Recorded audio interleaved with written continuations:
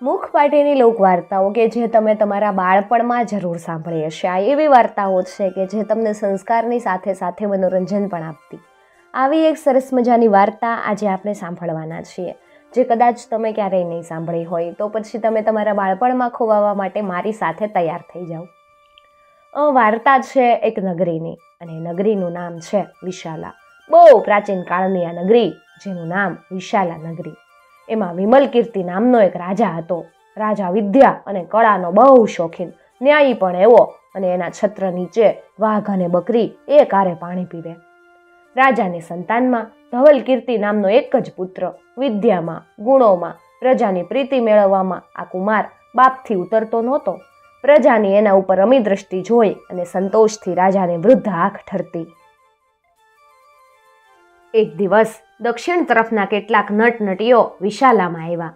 રાજાએ એમના યોગ્ય સત્કાર કર્યા અને તેમને નાટ્ય પ્રયોગો જોવા ઈચ્છા દર્શાવી. નટાચાર્યે એ મુજબની તમામ તૈયારી કરી દીધી. પ્રયોગના દિવસે સંધ્યા સમય પછી રંગ મંડપ નગરશેઠ, મહાજન, વ્યાપારીઓ અને બીજા અનેક પ્રેક્ષકોથી ઉભરાવા લાગ્યો. યોગ્ય સમયે રાજા અને રાણી વિદ્યુત પ્રભા જેનું નામ હતું, અને કુમાર કે જેનું નામ ધવલકીર્તિ હતું, તેઓ મંડપમાં આવ્યા. નટોના નાયકે એમનો ઉચિત સત્કાર કર્યો અને પછી સૂત્રધારે નાટ્ય પ્રયોગની વસ્તુ જણાવી અને નાટક કરવાનું શરૂ કર્યું. વસ્તુની ઉત્તમ ગૂંથણી, પાત્રોના મનોરંજક અને કલાપૂર્ણ અભિનય તથા તાલ માત્રાબદ્ધ સંગીતથી પ્રેક્ષકો મુગ્ધ થયા. રાજા પણ ઉત્સુકતાથી તમામ પ્રયોગ જોઈ રહ્યા. મંડપમાં સંપૂર્ણ શાંતિ ફેલાઈ ગઈ હતી. એવામાં એક અસામાન્ય પ્રસંગ બન્યો. એક નટી રંગભૂમિ ઉપર એની ઉત્તમ અભિનય કળાનું પ્રદર્શન કરતી 16 કલા બાંધી અને નૃત્ય કરી રહી હતી. વિવિધ ગતો ભરતી એ નાચતી હતી. એને જોઈ જોનારના હૃદય પણ નાચી ઉઠતા. જેમ જેમ લોકો દિગ્મૂઢ બનતા ગયા એમ એમ તે વધુ ઉત્સાહથી નૃત્ય કરવા લાગી. રાત્રિના 3 પહોર વીતી ગયા. નટી શ્રમિત થવા લાગી. ભૂમિને સ્પર્શ કરતા લજવાતી હોય એમ અતિ ચપલતાથી એ નાચતી. તે રતુંબડી કોમળ પાનીઓ એની ધીરે ધીરે મંદ પડવા લાગી.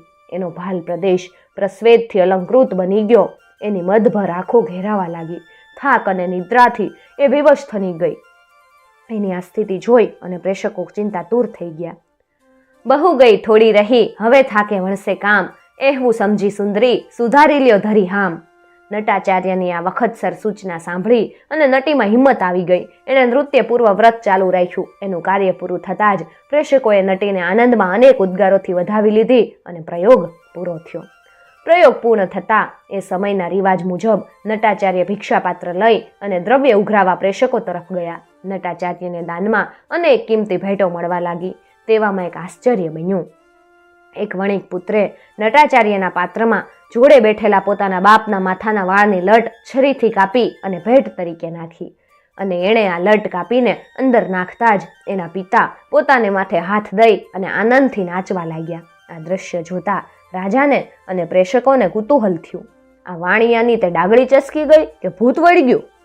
રાજાએ નટાચાર્યનું એનું ભિક્ષાપાત્ર લાવવા કીધું. નટાચાર્ય પાત્ર લાવ્યો. એમાં નજર કરતા જ રાજાની આંખો આશ્ચર્યથી ઠરી ગઈ. બીજી અનેક ભેટ ઉપરાંત 2 અમૂલ્ય કુંડળ, 2 રત્નજડિત કંકણ, એક ઝીણ કંથા અને વાળની લટ જોઈ રાજાએ નટાચાર્યને આ ભેટો કોણે કોણે આપી એ જણાવવાનું કીધું. નટાચાર્યએ જણાવ્યું કે કુંડળો રાજકુમારે, કંકણો નગરશેઠની પુત્રવધુએ, કંથા એક સંન્યાસીએ અને વાળની લટ એક વણિક પુત્રે આપી હતી. રાજાએ આ ભેટો આપનારની વૃત્તિ જાણવાની ઈચ્છા દર્શાવી અને પ્રથમ કુમારને બોલાવ્યો અને કીધું, કુમાર, આ નાટકમાં એવો કયો ભાગ તમને સૌથી વધુ ગમ્યો કે એથી તમે તમારા કુંડળો દાનમાં દીધા? રાજકુમાર માથું નીચું નમાવી અને ક્ષણભર ચૂપ રહ્યો. આખરે ઊંચું જોઈ અને બોલ્યો, પિતાજી, એ વાત જાણવામાં કઈ માલ નથી. ગમે હોય, હું એ જાણવા ઈચ્છું છું, રાજાએ સત્તાદર્શક અવાજથી કીધું. કુમારે મંદ સ્વરે કહેવાનું શરૂ કર્યું, પિતાજી, મારો અપરાધ ક્ષમા કરશો. મારા દુર્ભાગ્યે કેટલાય વખતથી મને રાજા બનવાની ઉત્કંઠ ઈચ્છા થઈશ. એ આકાંક્ષાથી મેં આપના મરણની કેટલી નિષ્ફળ રાહ જોઈ. તમને સ્વર્ગમાં ઉપાડી લેવાને યમરાજાની કેટલી પ્રાર્થનાઓ કરી જોઈ, પણ બધું ફોકટ. તમારે માટે મૃત્યુને જેમ જેમ વધુ તેડા મોકલું એમ એમ મોત આઘુને આઘું ઠેલતા હું કંટાળ્યો. આખરે સાહસ કરવા તૈયાર થયો. આજે મેં આપનું અહીંથી ગયા બાદ ખૂન કરવાનો નિશ્ચય કર્યો હતો. એવામાં નટીને વિવશ બનેલી જોતા નટાચાર્ય ગાયેલો દુહો સાંભળી મને લાગ્યું અને મને એ મારા ઉપર જ લાગુ પડતું હોય એવું લાગ્યું. તમે જેટલા કાળ કાઢ્યા એટલા હવે કાઢવાના નથી. થોડીક વધુ ધીરજ રાખવાથી મારી ઈચ્છા સહેજમાં ફળશે. પિતાજી, આમાં નિંદ્ય અને પાપી કર્મ કરતા હું બચ્યો. એના આનંદમાં મેં મારા અમૂલ્ય કુંડળ નટાચાર્યને આપી દીધા. મેં આપની ખરી હકીકત કહી છે. મારા અપરાધ માટે આપ જે મને દંડ કરવા માગો એ સ્વીકારવા હું તૈયાર છું. કુમાર અટક્યો અને અપરાધીની જેમ નીચું જોઈ રહ્યો. રાજકુમારની વાત સાંભળી સૌ સ્તબ્ધ બની ગયા. રાજા કે સૌ સારું, છેવટ સારું એમ ધારી અને હસી પડ્યા. પછી રાજાએ નગરશેઠની પુત્રવધૂને બોલાવી. ભર યૌવનમાં મહાલતી, સૌંદર્યમાં દેવાંગનાઓને પણ શરમાવતી, રત્નમાળા મંદમળ દ્રગ ભરતી રાજા અને રાણી સમીપ આવી અને નમન કરીને ઊભી રહી.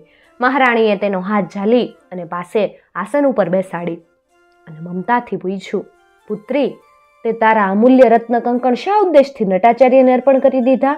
તે તું મને જણાવ. અમે સત્ય હકીકત જાણવા આતુર છીએ.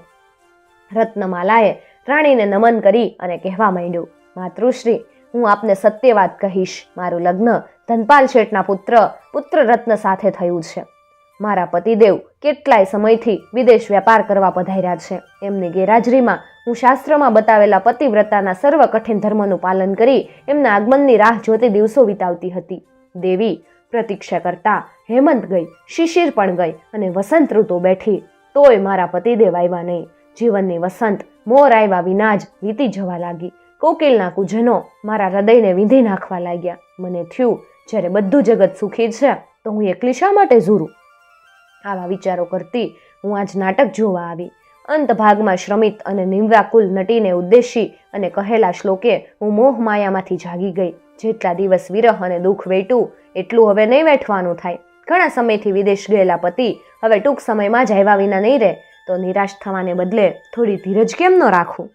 માતા, આમ આ શ્લોકથી માનવ નિર્બળતાને વશ થતા હું અટકી ગઈ. એના સહેજ બદલા તરીકે આ કંકણો મેં નટાચાર્યને દાન આપી દીધા. આ વાત સાંભળી સર્વે ચકિત થયા. બધાના મુખમાંથી ધન્ય શબ્દ નીકળી પડ્યો. હવે રાજાને કંથા અર્પણ કરનાર સંન્યાસીને બોલાવડાવવાનો હુકમ કર્યો. તરત જ શુષ્ક દેહવાળો બ્રહ્મચર્યના તેજથી દીપતો ભગવા વસ્ત્રધારી એક સંન્યાસી ત્યાં આવ્યો અને રાજાને આશીષ આપીને ઊભો રહ્યો. રાજાએ તેને નમન કરીને માનથી પૂછ્યું, હે દંડીન, આ ભગવી કંથા આપ ક્યાં હેતુથી અર્પણ કરી? હું જાણવા ઈચ્છું છું. દંડી બોલ્યા, હે રાજન, મારો વૃતાંત સાંભળો.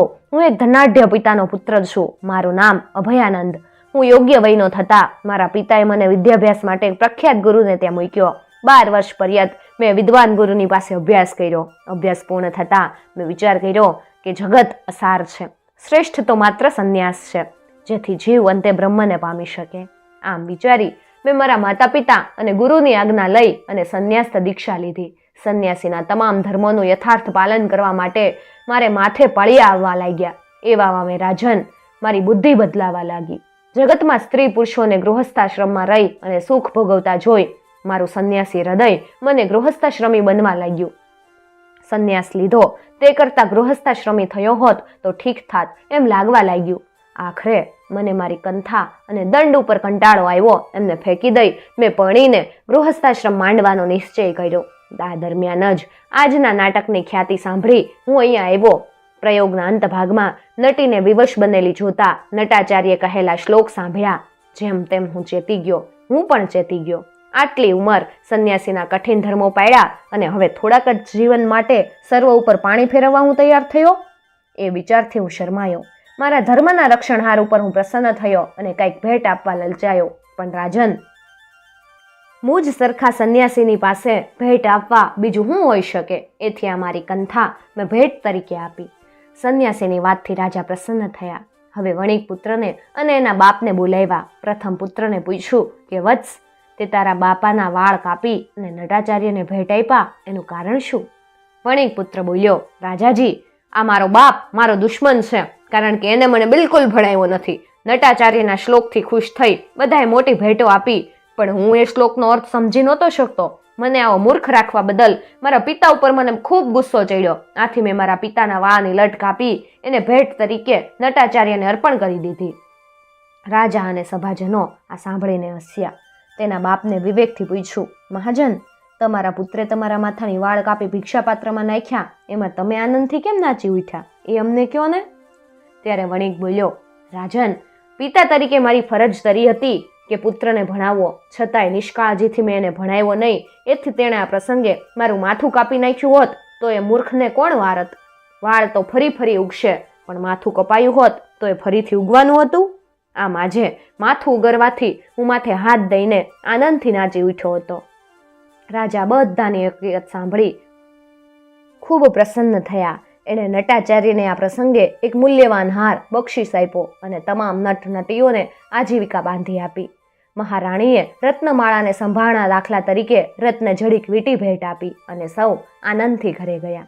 કેટલાક દિવસો બાદ પ્રધાનો અને પ્રજાની સંમતિ લઈ અને રાજા રાણીએ રાજકુમાર ધવલકીર્તિને રાજ્ય અર્પણ કરી દીધું.